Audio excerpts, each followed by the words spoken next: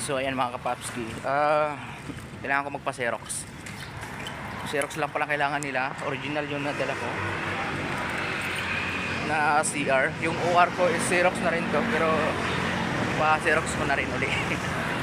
So yun, sa mga magre-renew dito ng registro ng motor, dito mismo sa may yan, dyan yung inspection ng motor. Tapos dito daw may Xerox sa may pinaka LTO mismo yan. So papasok kami dyan para makapagpa-Xerox.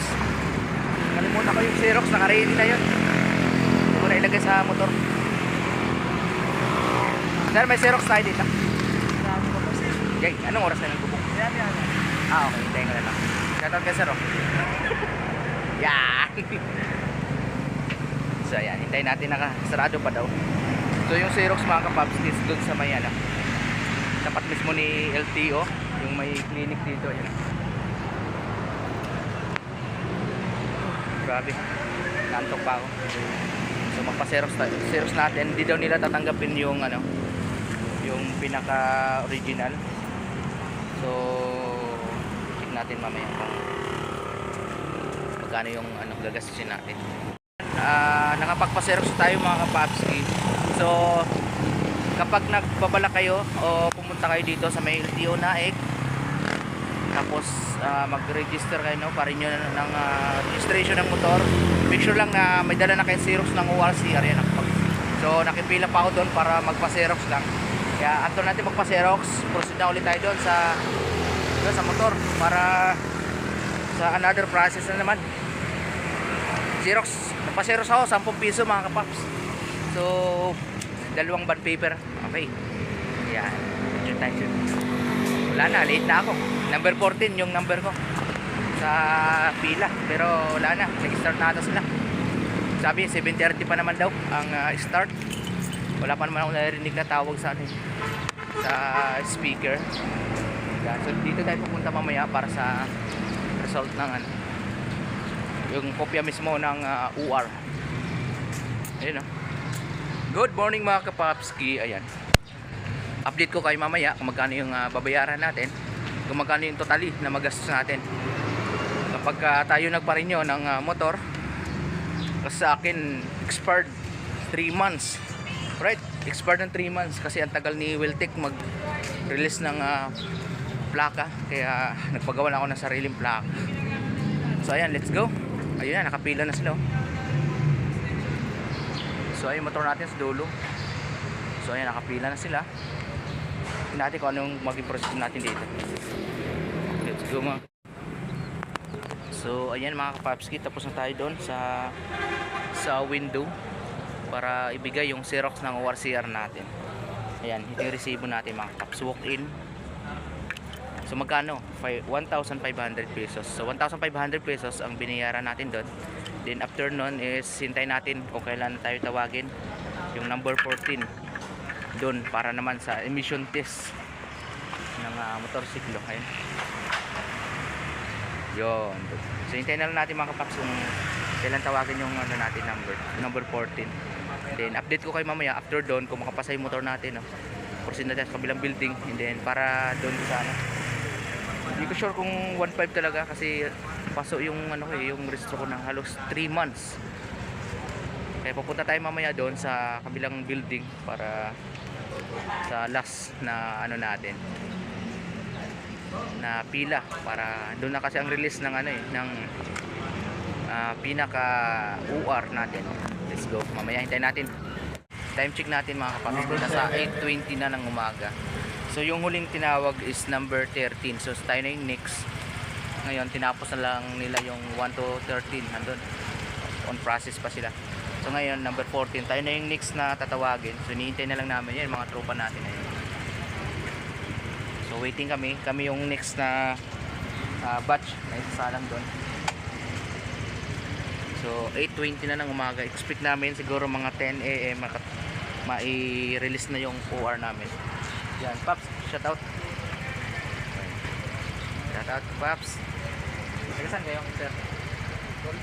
Dito. Tansa. Ikaw, Paps. Okay, taga-Tansa para ito magkasabay natin.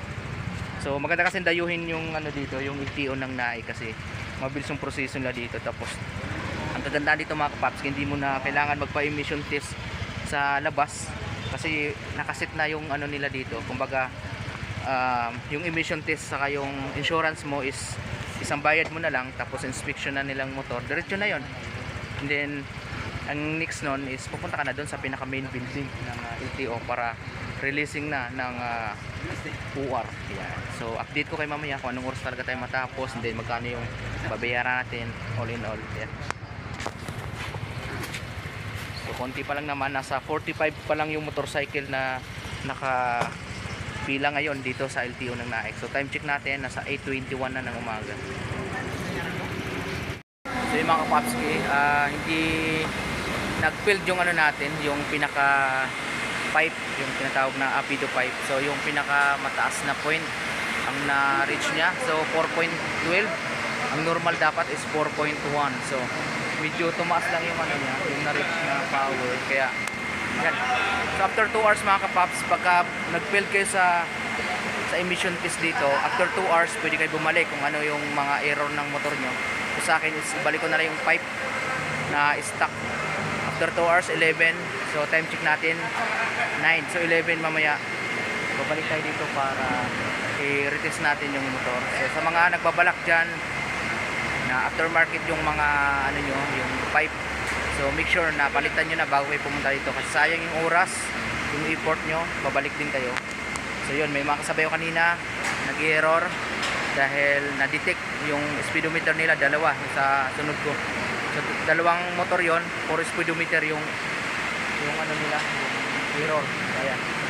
So ayan, shoutout kila sir. So babalik ako after 2 hours, babalik ako dito. So yun mga kapapski, dahil nag-fill tayo sa apido pipe natin kay Smash. Ayan, so ngayon naibalik ko na yung dating stock ni Smash na pipe, which is yung tahimik na tunog, you know? Subukan natin ulit bumalik ng LTO ngayon after 2 hours. So 11 dapat na nasa LTO na ako. So ayan, tingnan natin yung Smash natin. Grabe, nahirapan ako magkabit. Ako lang mismo ang nagbaklas saka nagkabit mga kapaps. Ayan. So ayun, naibalik ko na yung stock nya. Ayan, diba ang pogi. So sobrang kinis pa nito. Ayan, oh. Siyempre tahimik siya, mas gusto ko yung medyo maingay. Ayan, ito yung apido natin. Kinalas ko muna pasamantala, pero hindi ko sure kung maibalik ko to. Ayan, apido natin. Then yung stock natin, yung itsura ng stock natin. Sobrang kintab pa niyan, buwan lang yan. Tapos tinanggal ko siya kasi nagpataw ng apido. So ngayon babalik ulit tayo ng LTO para i-retest ulit natin yung sounds niya. Sounds. Ayan, dito na naman tayo ngayon sa mga paps. So pagka nag-retest kayo mga paps dito sa NAIC, so balik ulit kayo dito sa may payment window. Yan. Tapos bigyan nyo ulit yung result na natanggap nyo galing doon sa emission test. Tapos hintayin nyo na tawagin yung pangalan. May update ko kayo kung anong next ano natin movement. So ipatest ulit natin yung motor dahil naibalik na natin yung stock pipe ni Smash yan. So yun mga kapapski, yung retest natin nandito na yan. So nakasala ni Smash natin, subscribers natin. So shoutout sa kanila, mga inspector ng dito sa NAIC LTO mga kapapski. So ayan mga kapapski, dito na tayo sa pinaka main ng LTO building. Ayan. Okay, kung dito kayo pupunta mga kapaps, merong bayad yung gate, yung parking natin 10 piso. Ayan, nagpark tayo dito. So smash natin. Then pupunta na ako ngayon doon sa loob. Hindi ko alam kung magkano yung babayaran natin. Then kung gaano kabilis yung magiging proseso natin doon sa loob. Siguro update ko kayo mamaya mga kapaps pag nakuha na natin pinaka OR ng motorsiklo natin. So dito na kami, or dito na ako sa mga, no, pinaka main building ng LTO. Ayan, pasok tayo. So ayan mga kapaps, so pagkatapos natin doon sa may gate, mag-record lang tayo ng pangalan, tapos pupunta tayo sa window B.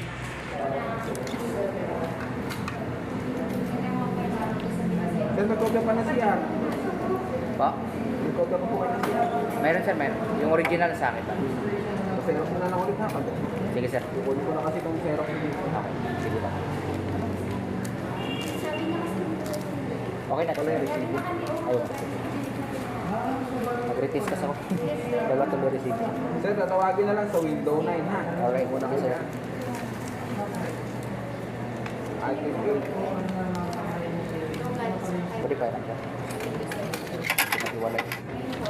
Sabi yung bagsak na. Kailan pa ba tayo ganun? Pwede sir. Para sama-sama naman. Hindi sir. So, yan. Window 8 yung next natin.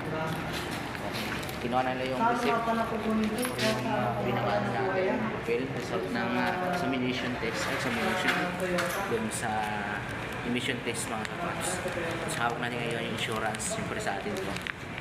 Yan yung resibo na dalawa. So, para dun sa emission test yung dalawa yan. Nag-retest kasi ako. Unang number ko mga kapaps is 14. So, nag-report. Then, pagbalik ko, 11 a.m. 99 na. Ang bilis, 99. So, ngayon, window 8, yung next natin. So, mabilis ang proseso dito. Medyo mahigpit lang sila kung dito sa inspection ng motor. Siyempre, i-test nila lahat. So, madidetect sa system nila kung mayroong error yung motor mo. Kung tulad yan, speedometer, yung sa katabi ko kanina, yung speedometer is putol yung kable. So, nag-build din siya mga kapaps. So, pagawa mo na siya sa labas. Then, yung isa naman is yung P horn. Malakas yung horn niya, yung busina. So, nagpalit siya sa labas. Stock, so nakasabit siya kanina. Medyo mabilis lang kasi busina lang naman. Unlike sa tambucho mga kapaps, medyo matagal yung magkabit ko sa tambucho kanina. So, hintayin na lang natin is yung pinaka-OR. So, pag nakuha natin yung OR, uwi na tayo mga kapaps. So, tapos na. Kasi kung hindi ako nag-retest mga kapaps, kung tinanggal ko kagabi mismo yung Apido pipe, ibukan ko lang kasi mga kapaps para alam nyo sa lahat ng mga naka-smash na naka-Apido pipe. Tapos, balak nyo magparehistro ng motor, renewal. So, make sure lang nakatanggal na huwag nyo ng kain na pumunta ng DO na kabit pa yung Apido pipe kahit version 1, 2, 3 saan version 3. So, hindi siya pasado sa emission test nila. Medyo mataas yung point. Like dun sa pinaka-normal na ano niya, yung sa carb mataas yung minor o yung buga. Basta yung sa test nila, mataas siya ng 4.12 pag naka-Apido ka. Pero kung naka-normal na pipe ka lang is maabot na siya ng 2.12 no? Mas pababa. Mamaya update ko ito kung natin yung OR sila. Napabilis lang naman yung OR. Galing ta kanina doon. Siguro mga 5 minutes. Kuha na natin ito. So okay na. Hintay na lang natin. Ginagawa na mga kapaps. Update ko kayo mamaya pag kuha na natin yung OR. At kung magkano yung babayaran natin. So gumastos na tayo ng 1,500 para sa insurance sa kayo dun sa emission test. So 1,500 pesos. And then yung dito naman sa pinaka-OR, check natin mamaya kung magkano. Tingin ko nasa almost 100 pesos. So mamaya, check natin. So ayun mga kapaps, nakuha na natin yung pinaka-OR. Yan.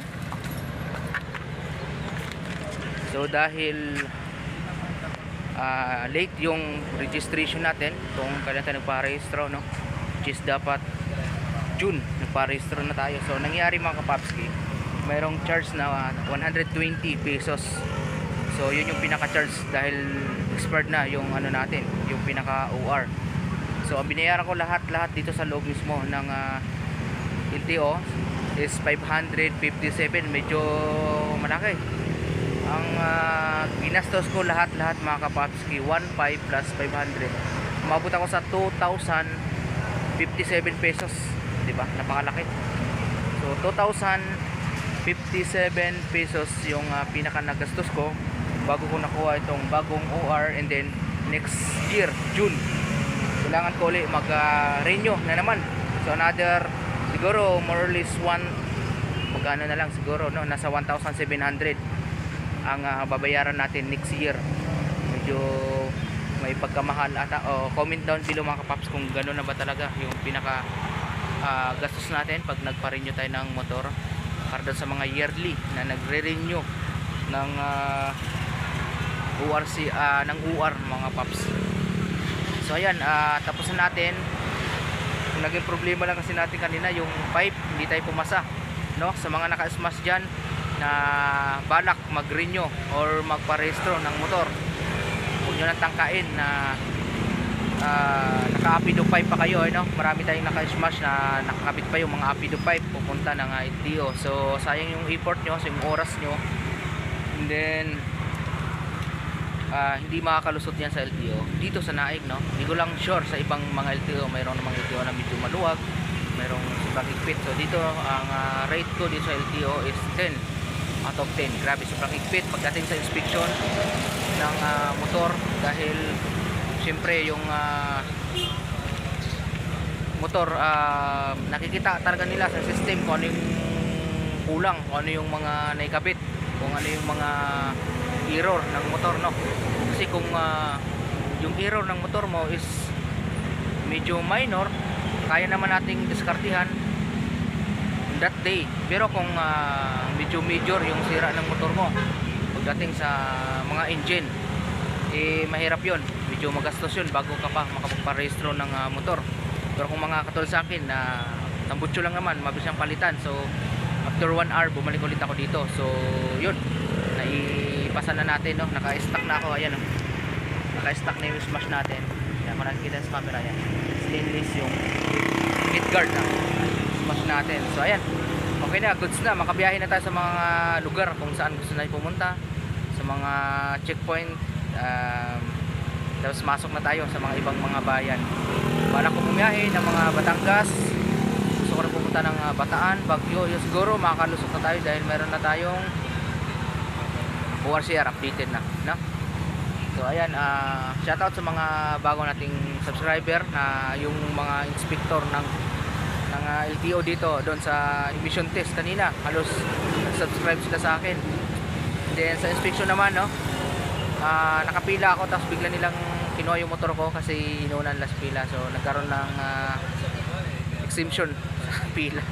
So walang problema yun kasi retest na tayo, kumbaga nung una pumila tayo, nung unang natin kaning umaga, hindi, pagdating ngayong hapon nakita nila ako, tinawag na ako na pupuntahin ako doon, diretso na ako doon sa kanila after kong pumunta doon sa may counter kung saan pinacheck uli yung ano ko, yung ganito, yung EBISR, kumbaga yung emission test na naka-indicate doon yung field. So naka-field tayo kanina, kaya katapos nating pa-check, so pumunta na ako doon sa may ano, tinawag ako mismo, nakita ko nung subscriber natin, no? Shoutout sa kanya, hindi ko lang nakuha yung pangalan, so binigyan natin ng sticker. So ayan mga kapaps, sa mga gustong magparehistro, kung mayroon pa kayong mga alam na mas malapit sa inyo, pwede na kayo dyan. Kung gusto nyo naman, kung bago yung motor nyo, wala namang error, pumunta na kayo dito sa Naik. Madali na may proseso. Pag nakapasa kayo sa emission test, 5 to 10 minutes, wala pa nga 10 minutes, makuha mo na yung CR na bago. So ayan, ito yung CR natin. So okay naman. Siguro before mag-June, makapagparesto ulit tayo. So gagastos na naman tayo ng mga 1,700 to 1,800. Security natin dito sa harap. Ayan, let's go mga kapaps. Shoutout sa lahat, no? At yun, let's go.